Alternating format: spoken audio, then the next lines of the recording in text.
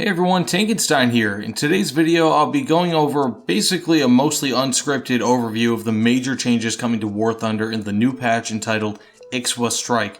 And forgive me if I mispronounce that, including some of the most major vehicles, changes including weaponry and effects, and what this means for the future of War Thunder. I'll start off with some of the most recent announcements first and work my way back. And one last thing before we get into the video, join the Discord. There's my Discord link in the description below, and I do play with people in the Discord and record matches, and some of those matches will be getting into videos that I produce, so feel free to join it. It would really mean a ton to me, and also, hey, why not subscribe? That being said, let's get into it. So before we get into any of the vehicles, let's go over some of the weapons and some of the really major changes to the game coming to Ixwa Strike. And the reason I'm going over these first is because while vehicles are very important and they can signal different changes coming to War Thunder, these changes, like in weaponry and just the regular quality of life changes, are really huge and impact the game far more than any one vehicle on any nation.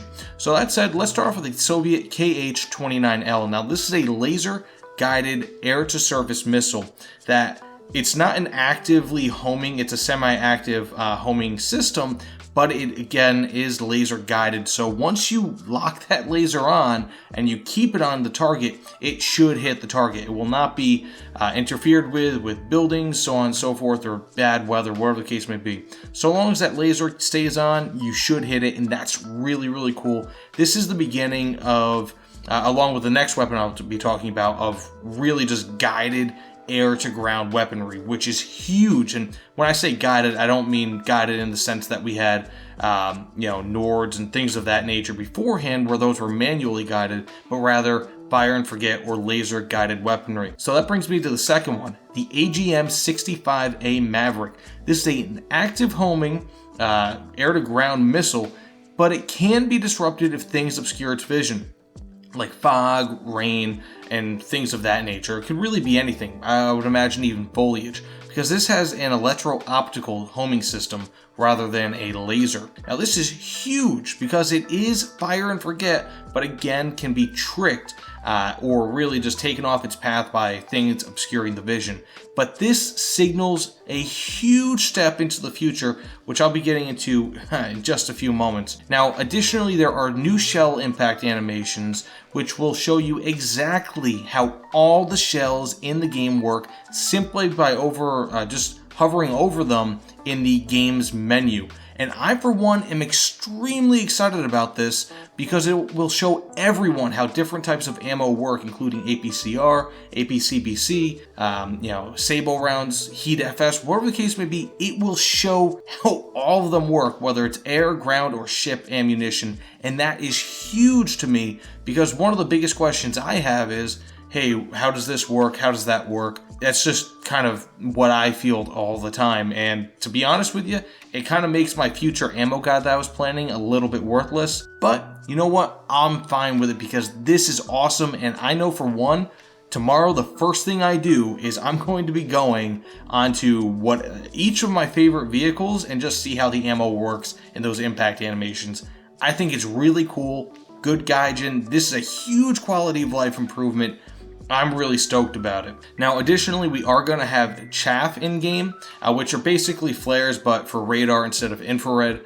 So rather than having sidewinders being tricked, this will be able to trick things like sparrows, if I'm not mistaken. Correct me if I'm wrong in the comments below, by either igniting them, throwing them off course, so on and so forth. It's going to be a pretty welcome thing, being that currently, aside from evasive maneuvers, there's nothing to be able to stop you. Well, and I guess possibly I've heard shutting off your radar can work, from being able to stop you from being shot down by something like a sparrow or things that are beyond visual range, or whatever War Thunder considers beyond visual range. And finally, for like the really major effects, we have new hit effects that will be changing virtually how everything looks upon impact, including strikes against walls, hits with LMGs, etc. I mean, apparently they're going to be continually adding these impact changes throughout future patches, but this seems to be where they started all, and apparently they're going really hard with this, so to speak.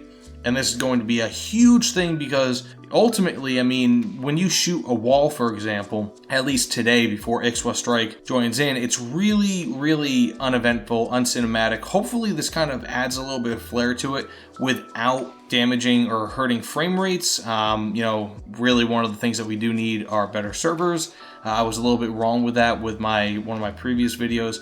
Servers are a bigger issue today than they were even 2 weeks ago, and I suspect they'll be a bigger issue in the future. So please, Gaijin, work on that, but that's all I'm going to say about that. But these new hit effects, along with the chaff, the shell impact animations, the new weaponry, huge. Now let's get into the vehicles. Oh, and one more thing that I forgot to mention. Heads-up displays are coming to modern vehicles, which is huge because these heads-up displays should start to be able to provide real-time information to you, the pilot, such as ordnance trajectories, current altitude, and more. These will initially be available on the A7D, the AV-8A, the AV-8C, the Harrier GR1, Harrier GR3, Buccaneer S2, the F4E Phantom II, the F4EJ Phantom II, the Phantom FGR2, the Phantom FG1, the F104G, F104J, and the F104S. And again, this will be huge, especially for realistic mode, where you don't have a bomb aiming reticle, unless of course you're using the Buccaneer, and especially, even more so, in simulator, where you can really take advantage of this. I think this is a really cool quality of life update, so good job, Gaijin. Now, with those features aside, let's get to the vehicles. So first and foremost, you have the F8U2 Crusader, otherwise known as the F8C, and this is one of the earliest variants built, having up to 4 Sidewinder missiles, capability to carry Zuni rockets, 420mm Colt cannons, and also a limited air-to-ground ordnance. So this is a supersonic jet fighter that should be able to go just, I believe, under Mach 2, and will be really a mixture of cannon and missile base. So this was the last gunfighter produced for U.S. Air Forces, be they Navy, literally the Air Force, Marines, whatever the case may be. This is the last one that focused on gunfighting. So this is huge, and it kind of signals the end of the era and really a step into the future for War Thunder, but I'll get into that in just a moment. Now, secondly, we have the Su-17M2, the Sukhoi 17M2, which will be the first swing wing plane in game, and it happens to be a strike fighter, with a large amount of anti-ground ordnance available, including laser-guided air-to-surface missiles in the form of the Soviet KH-29L. This is, again, a huge step forward for War Thunder, and this should be the top Soviet ground attack plane, at least for the time being. And with this, again, just as with the F8C, it signals a change in the guard, and we are going to move forward even more so with the Su-17M2. This is absolutely huge. This is a supersonic, again, swing wing plane, and should be pretty devastating. It won't be incredibly overpowered.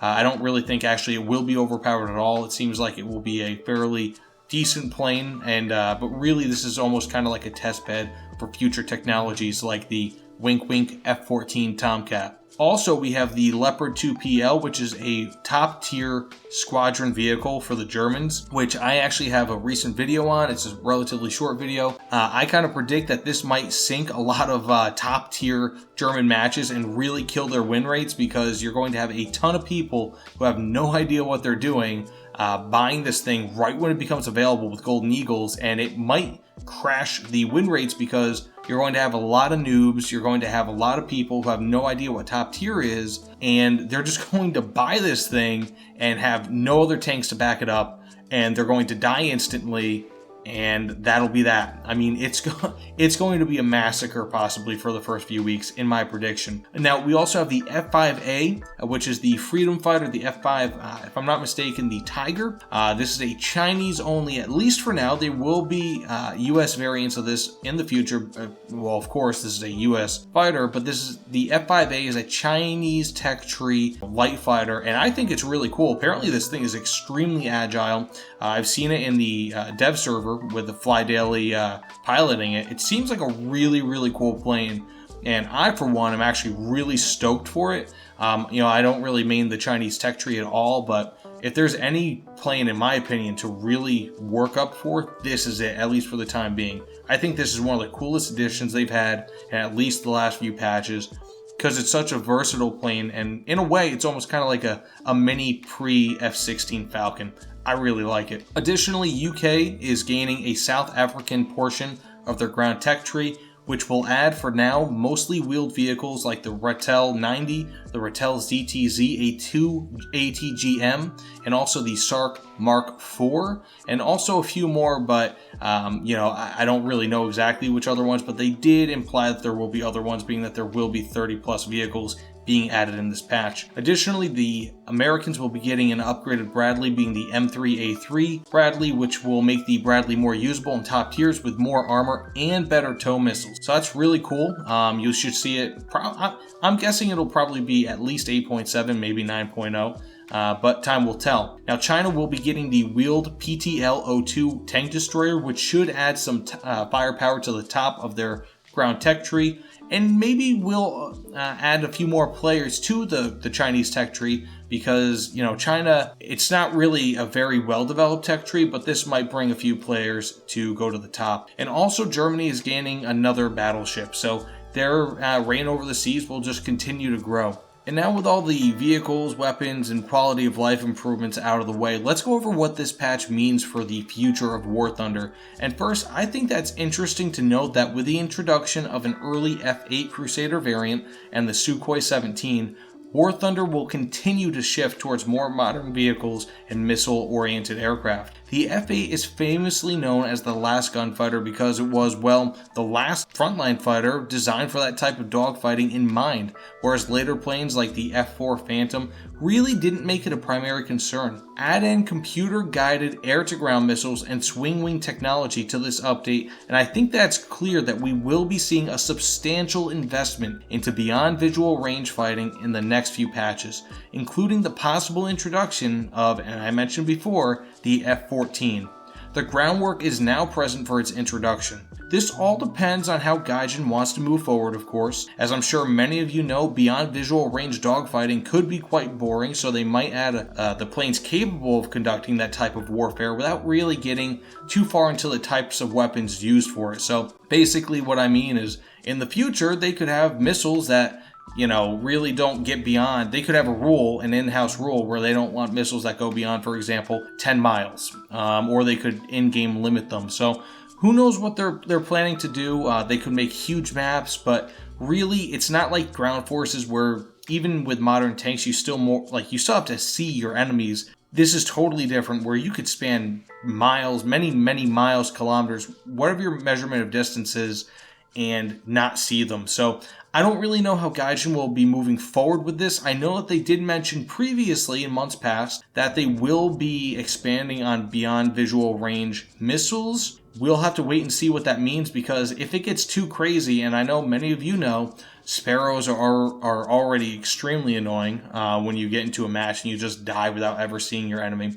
So we'll see exactly where this goes. Now, insofar as the other things here, I think, again, it's really great that they're adding these quality of life improvements, like the shell impact animations, the HUD, actively guided air-to-ground missiles, just really a ton of things. It's awesome what they're doing here. Of course, there is the core value, or the core thing that we do need to have upgraded, the servers. That will bring a lot of people back into this game. I know that people are leaving because of that. I, for one, over the last 2 or 3 weeks have been dealing with terrible servers. And I know my internet's not bad. It's just awful.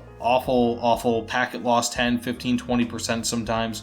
Ping is almost always over 100. It's just not good. But other than that, I'm really excited for this patch. Again, air-to-ground missiles, you have awesome planes. I'm more of a plane guy myself. Great tanks. The Leopard 2 PL should be pretty cool once people get used to it. And again, what all this means for the future of War Thunder. So you have to kind of read between the lines in this case, because of course, seeing the F8 Crusader in game, it's not really a big deal. But I think being that they're adding the last dogfighter, so to speak, into the game, kind of tells you where they're going with the game, and it's going to be a very missile-oriented game in the future, at least when it comes to aircraft. There's already tons of missiles, obviously, on the ground and in helicopters, so the trend will continue for aircraft, and I think the F8 Crusader joining the game, and also the swing-wing Sukhoi 17 M2 joining the game, will be huge. And who's to say that the Aardvark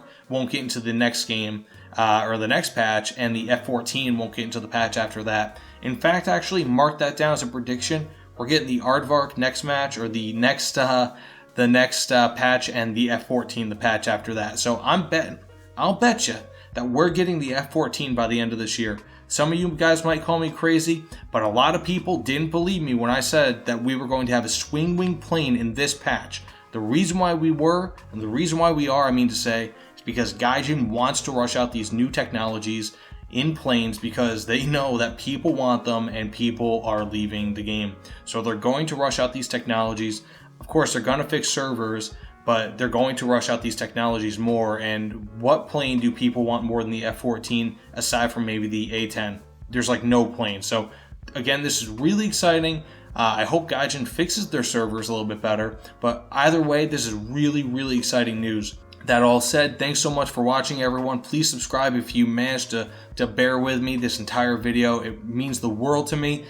Again, subscribe, whatever the case may be, comment, like, I don't care. Just show your support. If you want to support me, join the Discord. That'd be cool. I'd love to play with you guys. I'm going to be logging off for the night. Thanks again for watching, everyone. See you all on the other side. Take care, everyone. Oh, also, the Mars 15 is coming for the French, so get good.